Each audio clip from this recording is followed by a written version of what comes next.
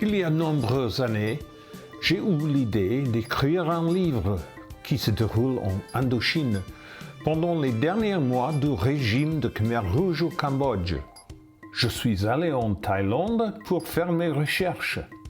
C'était le début des années 80 et à l'époque impossible pour moi d'entrer au Cambodge.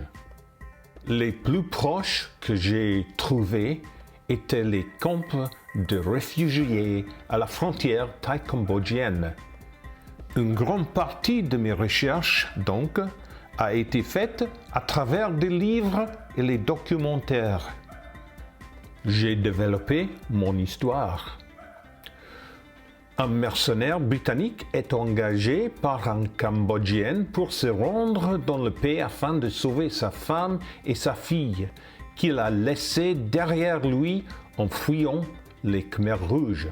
Pendant ce temps, la propre fille du mercenaire, qu'il avait longtemps cru mort, découvre qu'il est toujours en vie et entreprend de le retrouver.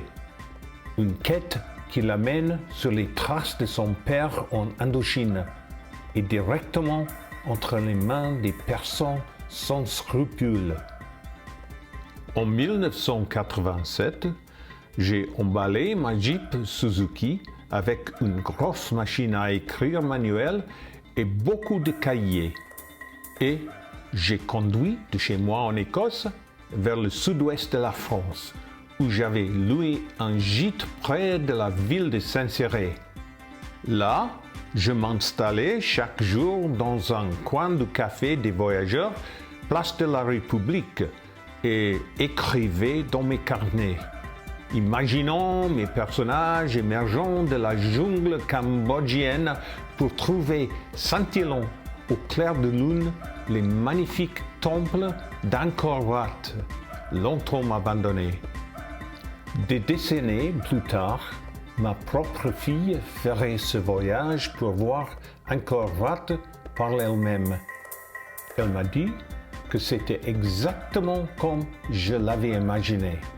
Le dimanche, assis dans mon gîte, je tapais tout ce que j'avais écrit pendant la semaine et me retrouvais invité par des amis à des dîners et des déjeuners.